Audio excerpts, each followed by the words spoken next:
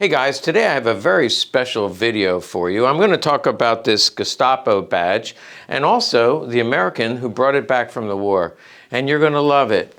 Believe me, you're going to love it.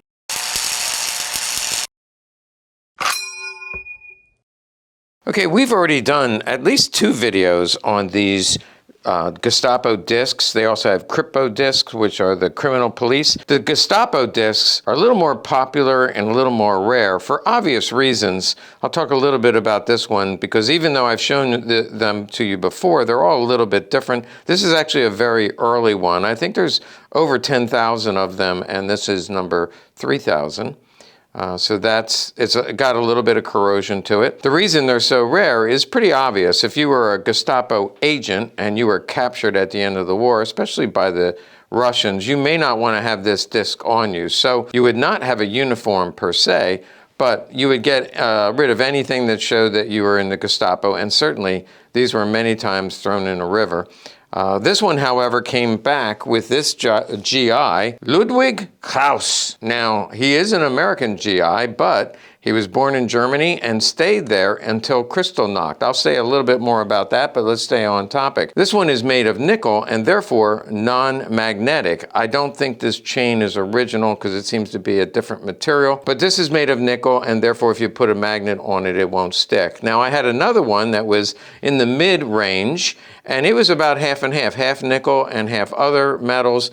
And as the war was getting to the end in 1945, they were using mostly other metals, not nickel. So the composition of these discs changed over time. This is an early all-nickel one with the chain. But what's so special about this one, and one of the reasons I don't think it'll last very long, a family not too far from here, I believe they came over from New Jersey. There was a family member. There actually were descendants of Ludwig Krause. And this is his identification card, and you can see he's from Patterson, New Jersey. They had this at home, were cleaning out some drawers, and decided to bring it to us to sell it.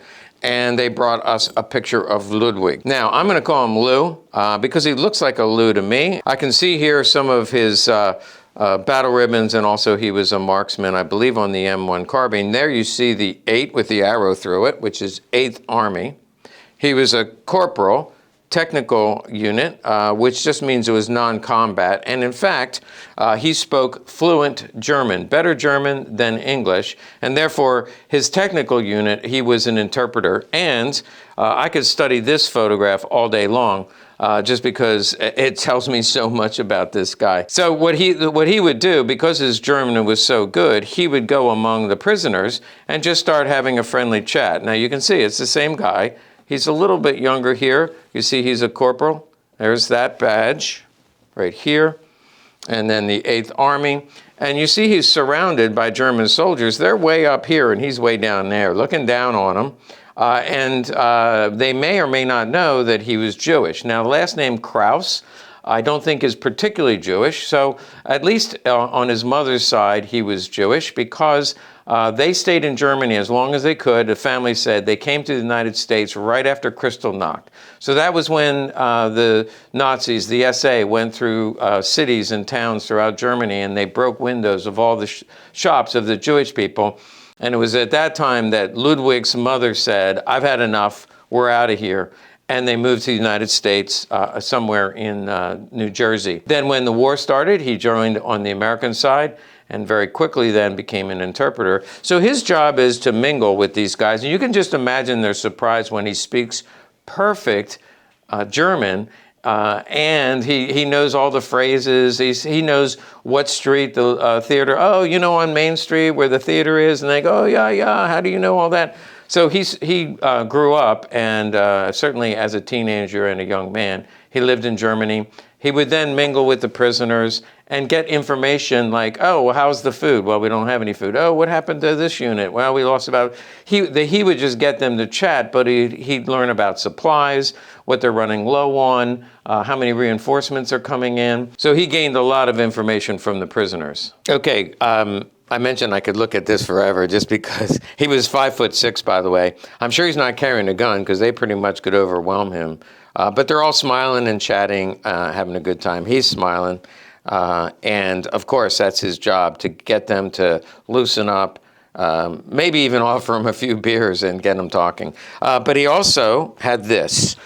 This has Ludwig Krause on it.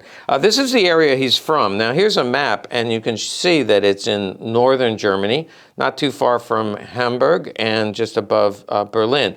So this is the area that he was in, and I believe this is the area he was from. His family said he came from this part of Germany, and so this is his personal diary from 1945. I think this is his hometown, Schwerin, and this was like the town square, as you would often have statues. I apologize for the pictures being so small, but these are not postcards. These are actual photographs that he took while he was in Germany, and I believe the family indicated this was his hometown.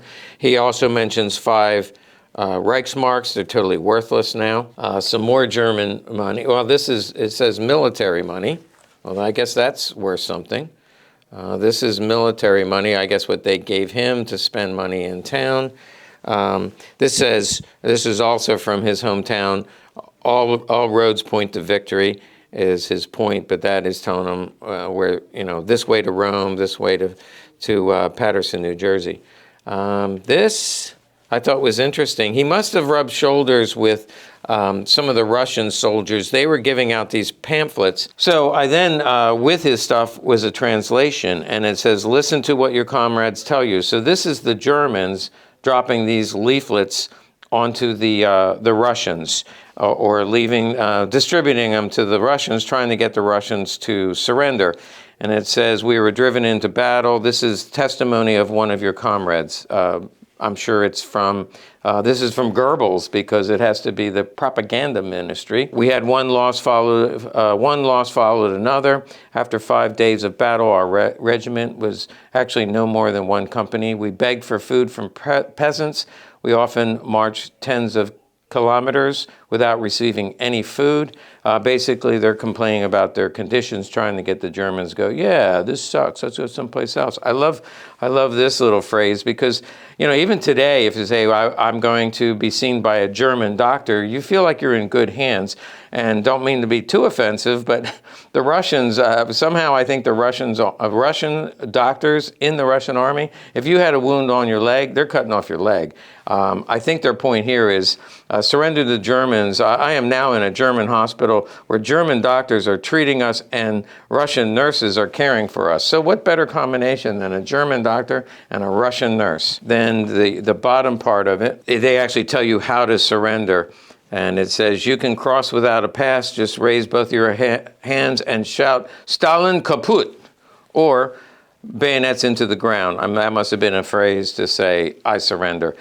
So he had this in his personal diary. It made some kind of an impact on him, but there's a lot more coming up. This is a very poor picture, but it says burn pit in Verbelin, and that is a concentration camp. If you go to actually Wikipedia online, it has several pictures of the Verbelin concentration camp. It was a smaller sub-camp, and you can see here's a picture of American soldiers when they liberated. They're patrolling the grounds. These are the bunks that they slept in. And also, this is one of many, where the townspeople, actually from this town, the people from this town, it says right here, the citizens were forced to walk through and inspect the concentration camps and the piles of bodies, some of them in half buried, some of them fully buried, some not buried at all. So those pictures are available online, but these are the pictures that he took. This one, to me, was one of the most disturbing. He said, "These are the children from the camp." These are obviously more like teenagers. He puts a little arrow in and says, "Second from the left died 1 hour after this picture." So after he took the picture, I don't know if he had some kind of a disease or what was going on, but he died soon thereafter. Children from the camp. Here's also more children. It says they're scraping through ashes, trying to find something to eat. Not ashes, just scraping through dirt, trying to find something edible. So starving children. There's the operating table. I can't imagine that is any place I would want to be. And then this, another very poignant one. This is the camp cat. The commandant, it has, I'm not sure if this is a joke or what it is, but that's the camp cat. And if you look at how fat that cat is, they're feeding the cat, and these children are digging through dirt to find something to eat. Now, this may or may not have a connection to the Gestapo disc, because this says, I have no idea who George Dreyer is, but he's probably the civilian here. George Dreyer and Driver, Gestapo informant. So this guy must be a Gestapo informant. This is their driver. So he was out on reconnaissance missions. It doesn't say he got this from the Gestapo agent, but they look pretty friendly. They stop on the side of the road, do a little bit of sightseeing, and this is even friendlier. This will blow your mind. Gestapo hid a case of gold now being excavated. So here, this Gestapo agent took them to a place where they buried some gold. I have no idea why he would volunteer that information. I would wait till the army's all left, and then I'd dig it up myself. But this Gestapo agent, I guess they became friendly. They found a place where they had buried gold. This is a picture of them digging it up, and it says more Gestapo Geld, which is gold. And this is an ex-Gestapo training school in Lublo. So that was a training school for the Gestapo. So clearly he was in with the Gestapo, gaining information, getting people to kind of cross over. The United States and the Soviet Union were looking for Gestapo agents who would come work for them and spy on the other side. The Americans wanted them to spy on the Russians. The Russians wanted them to spy on the British and the United States. All that is to say, a guy who could speak perfect German and infiltrate these groups could get a lot of information. This is one of the cities that had been heavily bombed, and they said that the Nazi prisoners of war were helping to clean the streets. This was the train station that survived the bombing, and I believe that, I believe that's the end, but it's not. Another building, it looks like a town square again. Airplane factory from 1945. There's an airplane factory that had been completely destroyed. So these are all his personal pictures, his personal diary from this area of Germany. And again, Ludwig Krause grew up in Germany, came to the United States, fought on the side of the U.S. and infiltrated into the German units to gain intelligence information and to get whatever Germans he could to cross over to our side and then spy on the Russians. Well, I found the story and these items to be fascinating. I just love the personal photographs. Now, I'm going to do another Vet Bring Back story coming up next, so you want to like and subscribe to this channel and tell some friends about it.